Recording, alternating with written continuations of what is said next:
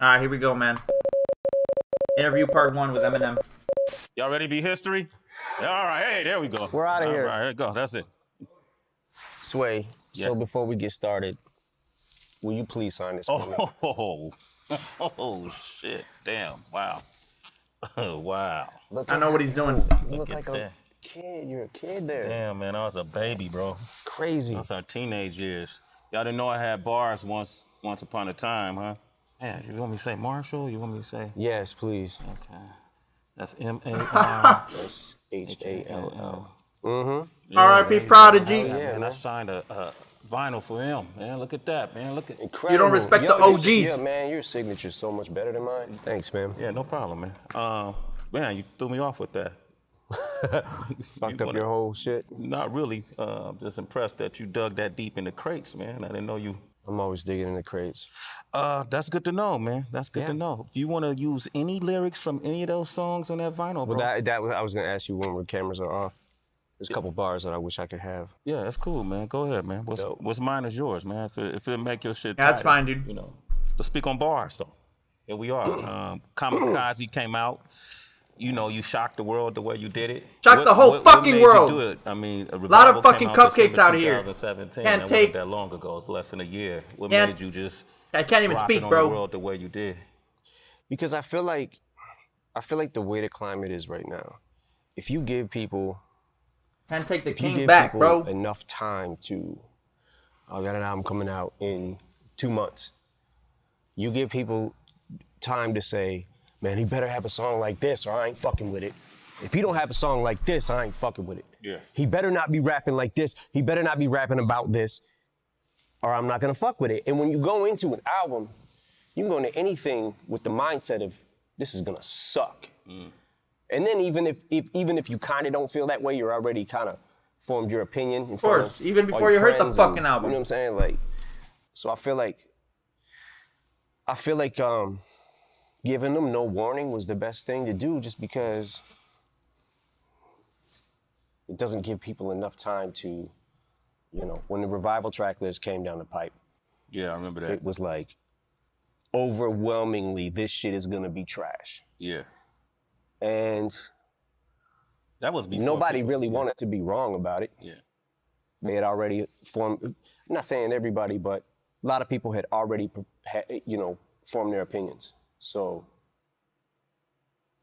Yeah, that was interesting. Like, Revival really ran through the ringer, so to speak, before it even got off the ground. But, you know, this is that day and age. You know, it's different now, right? Yeah. You know, how have you adjusted to that? Like, before, which is what I find interesting about you, before you spent your whole career being critiqued and criticized by organizations like LGBTQ community or college campuses or police departments, you know, but hip hop always stood by you. So that was, you know, that's where you found your refuge. But now it came from inside of hip hop. You know, how did that affect you? Me sitting back and seeing things that I saw, it was kind of like, I felt a bunch of different ways. I felt like, okay, maybe because it doesn't sound like everything else. Criticism left and right, but then you come back and release one of the best albums. Damn, boy. What most people are doing, maybe that was what tainted their ear. Because I remember a time in hip hop where you had to be so different from the next person or you were trash. There's a shift somewhere that happened that if it doesn't sound like everything else, then it's trash automatically. Yeah. And I just sat back like, okay, all right, I can take that. It's not like I can't take constructive criticism, but I feel like it kind of went beyond constructive criticism. So I had to go back to it and look, I have made albums that definitely probably would not be the top of my list. Encore. Okay.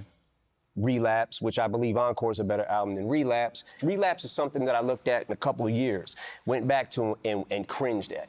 I was like, oh, Jesus Christ, I didn't even realize I was doing that many accents. I just started, for whatever reason, I just got into it and was just like, started on this Encore was a better album than Relapse. I do weird agree. serial killer vibe kind of thing. But and started wanting to talk crazy and started bending words more. And the only way you can bend them is with this accent, trying to use this one. Like, and a couple years later, in making recovery and slipping out of that, getting out of the accents and beyond it, made recovery. Yeah. And I always say that if it wasn't for relapse, I wouldn't have been able to make recovery. And if it wasn't for revival, I wouldn't have been able to make this album. So I'm good with it. It just, some people more than others. Sometimes you just gotta express yourself, man. People are not going to like it. A little far with it. A little far with it. I want to get into that too. And I almost, when I listen to Kamikaze and I hear some people say, man, that's the vintage M we wanted. We wanted shady. People are never going to be happy, bro. And when I listen to it, man, I have to admit, man, I hear something in you on this album that kind of made me rejoice in a way I've done in the past. I like the fact that you're not running from the criticism. I like the fact that in this digital age, you're not, cowering and then reforming AKA to what Joel people Budden. think you should sound like or how people think you should act, and you're calling Joel it out. Budden. And I actually like some of these review shows that you see on YouTube, and they take Joel people's Budden music and they have fun with it. I look at these kids, and I see us when we were young. I see myself releasing a when I was podcast. younger, Damn, on Joe. YouTube, and we'll go through a G-Rap album and, oh, this was dope. That was dope. Yeah. A Far Side Come on, album. Joe. This was dope. Yeah. They just Supposed kind to of be better than that, brother. right? And you address them, so you're that in tuned. Like in the beginning of the Ringer, when you talk about if you critique me, you can make millions. If I critique you, there's nothing I really. Yeah, it gets into the territory where it's like you got, okay, so since the internet has become what the internet's become, and since YouTube and all that, you've got so many, how can I say this? It's almost like not enough Indians, too many chiefs. So it's like everybody on the internet, and in hip hop especially, it seems like either a rapper, a DJ, a writer, a producer, has something to do with it. And I love the fact that so many people now have been able to get on easier than it was for me or you back in the day, because we didn't have this platform. So I appreciate the platform. It's just that now you've got people that not only are doing the same thing and they can do it better, but you've got people who don't do anything and they still get the recognition. Critiquing it. So I sat back and I'm like, okay, that's fine. People can talk crazy about me. That's fine. They should express themselves, and Everybody has their own opinions, man. But I also get to say whatever the fuck I want about you now. I'm, like I said, I'm good with revival. Fuck it. Because I couldn't have made this album without that. Yeah. And there is something, I'm not gonna lie, there is something inside me that is a little more happy when I'm angry. It's like, as much as that's like, as bad as it feels the opposite to of be there, there's also something about it, there's a rush of it that I like, because it inspires me to say something back. the BM, man. So you get in that weird area too, where it's like, oh, he says he doesn't care about what anybody thinks about him, but now he cares about what everybody thinks about him. No, he's just saying he don't care. He'll say anything he wants about you if you say it about him, because he doesn't care. Like, there's so many different levels to not caring about shit. You know what I'm saying? But it was interesting. It was definitely interesting, because I'm like, how fucking off is my ear? Yeah. Jesus Christ. Like, and then it was interesting to watch the reaction of the Chloroseptic remix verse that I did. It was fire, bro. Yeah, with 2 Chainz, and you put that out in January, and you kind of touched on, you guys formed your opinion just from a track. And that's where I was at. Yeah. At that point in time, that's definitely where I was at. But I watched people going, oh, why wasn't this on Revival? Honestly, what if I said it was on Revival? You won't know, because you didn't listen probably. Yeah. But I kind of felt like, okay, I guess this is what people might want. Because I'm always stuck in that, what the fuck do people want? Like Joe Budden said, the "Oh, I don't know about the old album. I didn't listen to it fully. He can't do like no matter what. And you're calling it trash, bro? Come on, no Joe. No matter what, you got half and half every fucking single time. You kind of say that. You allude to it in one of the songs where you said that you set the bar so high that, you know, at this point, you know, everything's considered a failure. Like you're almost competing with yourself. Yeah. And you touch on it a lot in every song. Well, not every song, but majority of songs you touch on it, I appreciate.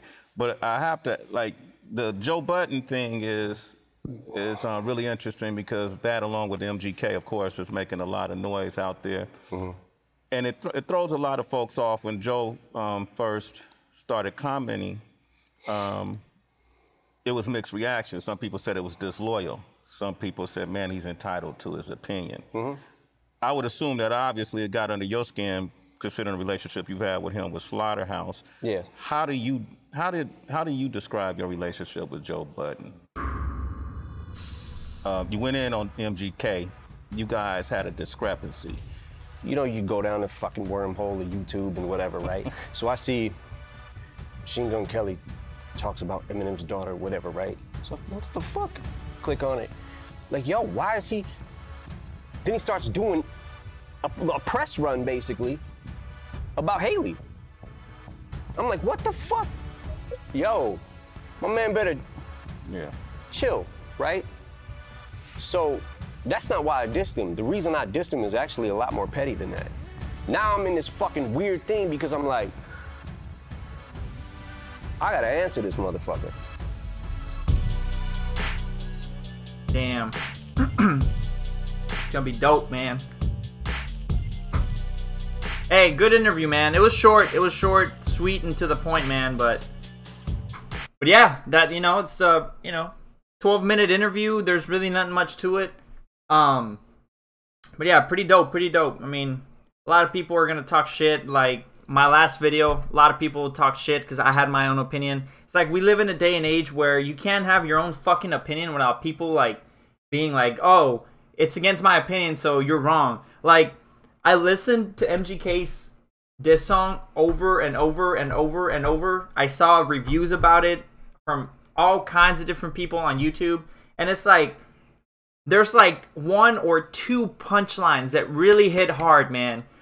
Other than that, it's like there's like almost no punchlines in that diss song. Making fun of his beard, making fun of his age. The name of the damn song, Rap Devil, when you're competing against a rap god. That's the type of shit that just pisses me off, man. Like people that comment on these internet videos, they don't have the brains. Y'all don't understand. And see, like, now I'm talking to you guys because I know that you guys are gonna come and hate on this video. Like, y'all don't understand, like, the rhymes. Y'all don't understand the wordplay. Y'all don't understand the brains of Eminem. It's like MGK comes out with a diss track and everybody's saying, oh, he got bodied. Eminem got bodied. It's like, really dive into the song. There is almost no punchlines in the damn song other than, oh, I'm gonna screw your wife, and like, oh, you know, mentioning Haley. Like, it's just like people are just so incompetent, bro. Like, y'all gotta read. Y'all gotta like dive into the damn music. You know what I mean? Like, don't just like listen to like everybody else's opinion and be like, oh yeah, he bodied Eminem. Oh yeah. Nah, dude, you do your own damn research. Listen to the lyrics. Dive into the lyrics. Go to Rap Genius.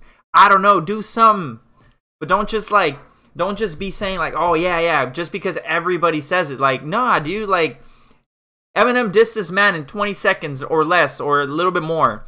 And this guy releases a full track. It's like, bro, like, come on, dude. Like, y'all just gotta really like open up your minds. Like, I'm not saying that I don't like the MGK song. I'm not saying that it was trash. I'm just saying that it wasn't what people make it to be. Like, when Eminem comes out with his diss track, like, y'all better watch out because it's gonna be wild. Like, it's insane, bro. Like, y'all just gotta stop hating on every damn video that doesn't agree with MGK, man. Like, y'all, like, everybody's on my last video was calling me out for like, oh, being an M dick rider or whatever. It's like, bro, like, what are you doing? Like, what? Are you mad because MGK got destroyed in one verse, like, and he couldn't come back with a decent enough bars? Come on, dude. Like, so y'all just gotta do your own damn research. But anyways, man, if those of you guys that are here for Eminem, big shout out to you, man. And those of you for MGK, man, just, you know, y'all don't gotta hate on the damn video. You know what I mean? But anyways, if y'all enjoy it, make sure to leave a thumbs up, man. And yes, I was streaming as well, so that's why you might have seen some comments pop up. But yeah. Anyways, guys, thank y'all so much for this one. Appreciate y'all.